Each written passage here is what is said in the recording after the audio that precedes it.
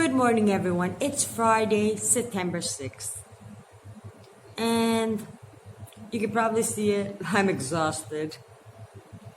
But there was a lot of things done yesterday, way too much. And I'll show you guys some of it. During the day, it's nice and sunny outside. But during the nighttime, it's cold. And I had to carry all these tables by myself in with chairs, clean the store, fix it. So we're winterizing. I hate winter. When I have to carry all this, I love snow, I love cold, but I hate winter.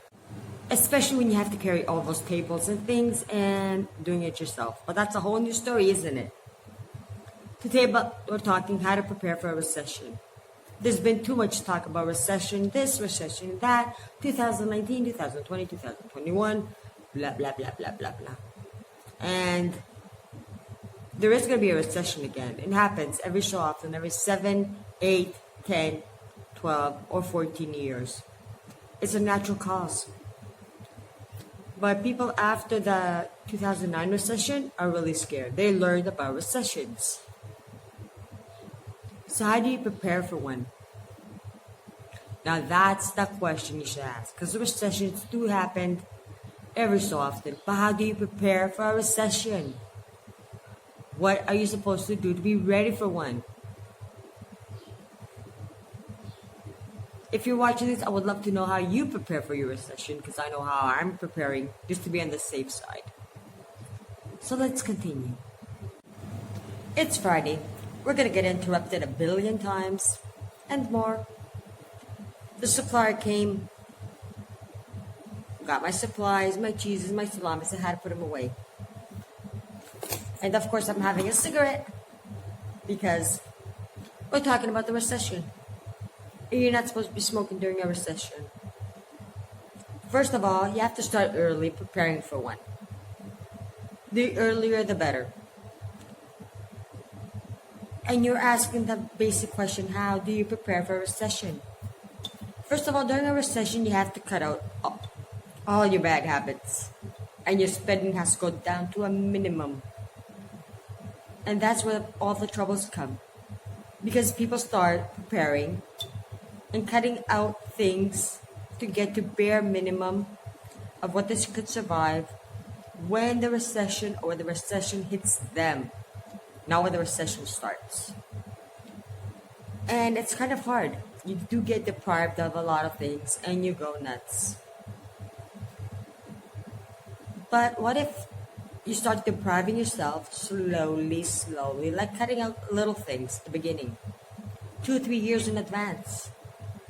And when the recession, I was about to say depression, recession starts, or another economical crisis, you don't have a lot of things to cut out.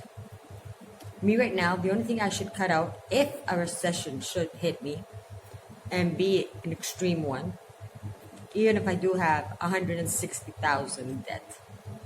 Now we're going to call it 160 because I'm not sure if it's 150, 155. But 160, I'm sure I'm in the numbers. And I'll be 100% sure when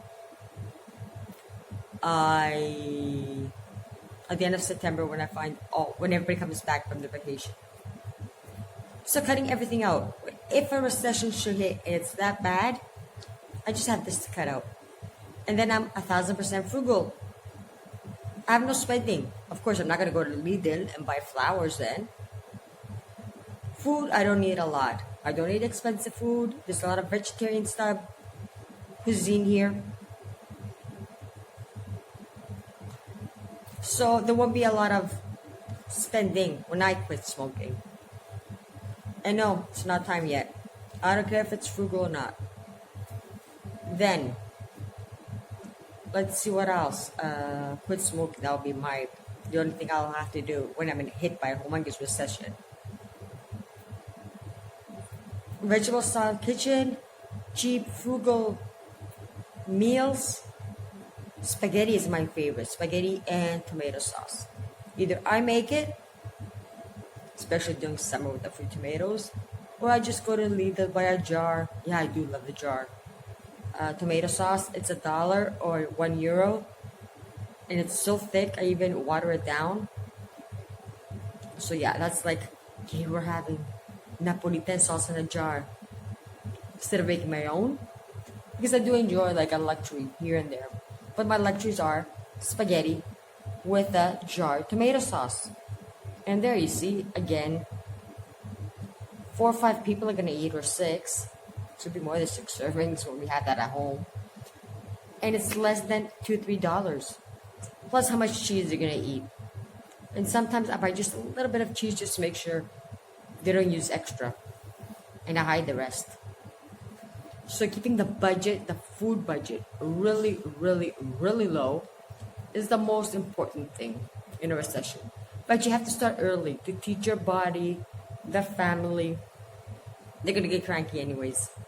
They're even cranky now. When I do have them pork chops. So what's the difference? But keeping the budget really low on food is the most important. And you cannot learn that in one day or two. It takes time and time and time, even years. So start cutting down your expenses on food. Household supplies, that's another thing. Like whatever you get at the grocery store has to be cut down drastically. And you start now. So you can teach yourself how to live with less and less and less and less. Second thing, savings. No matter how much you owe, you're supposed to have at least one savings account, or two, or three. The number could go up to as many as you want. But having on the side at least 1 year expenses is a must. People say 3 months, 6 months, me it's a year. And I do have a year's worth of living expenses on the side. So if anything should go wrong, I'll be able to continue. And of course, being cut off about a billion times, it was time to go upstairs and cook and prepare food and everything. But anyways, I was saying save as much as possible. I was paying minimum on my debt just to make sure that I had a savings for a full year. And then you're going to say, but you just started as 2 savings accounts. Yeah, that savings for a year's expenses is not in the savings. That's out of mind, out of sight, out of everything. I don't even acknowledge that I have it. I don't think anybody else knows except you guys. Even if the secret's out, I don't care. It's a year's worth of savings. So if I should, I don't know.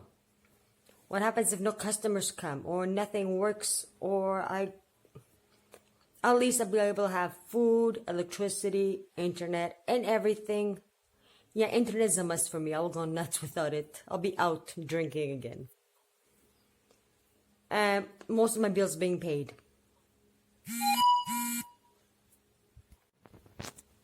So save as much as possible. Pay as much debt as you can and and save as much as possible. Because I'm on another page right now that I opened my 2 savings accounts, and I do have a year's worth. I'm quite safe, I think.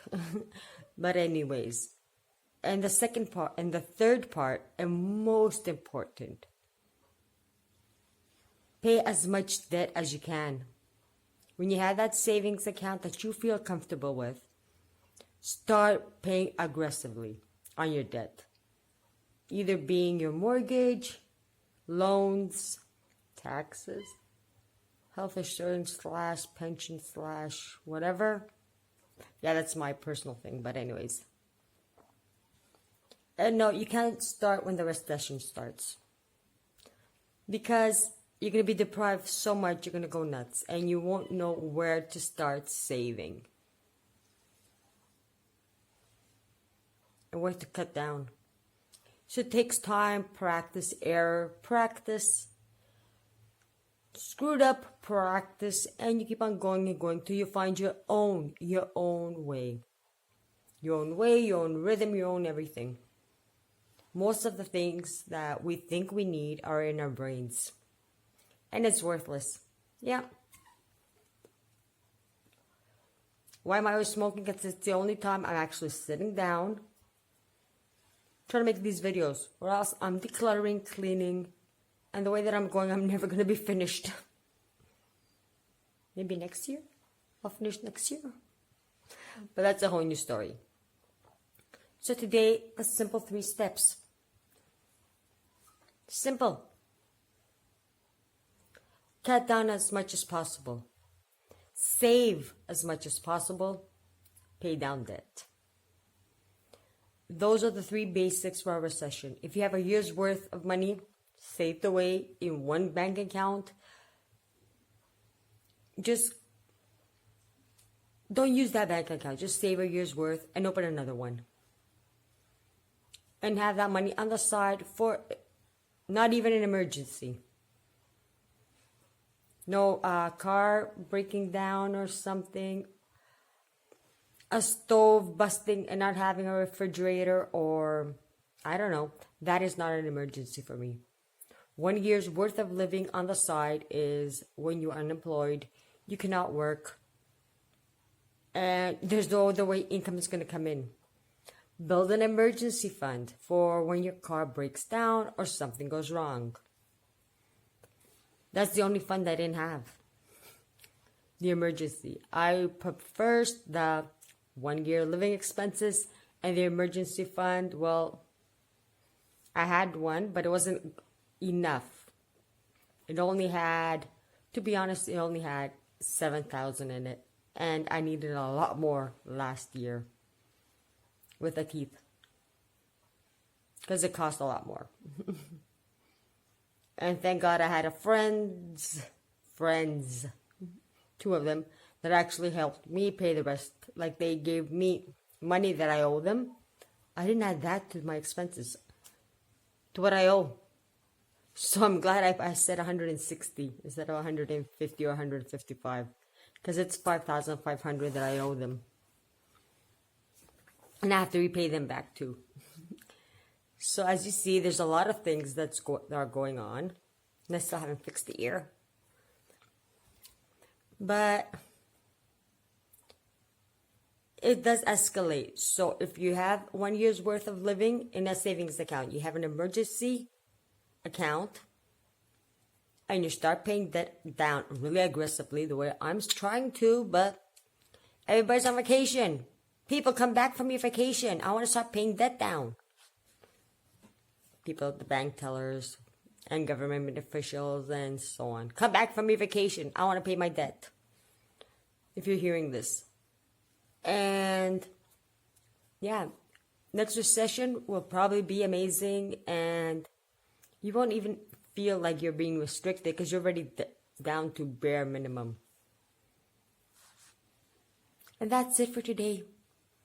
Keep saving. It does help. Pay down debt and save as much as possible. That's it, folks, for today. See you tomorrow. Enjoy life and keep saving. And find fun ways without spending. Till tomorrow. For another 365 days of vlogging about frugal living, my life, my store, and every little thing in between. Recession, we got you. Come for us. Bye.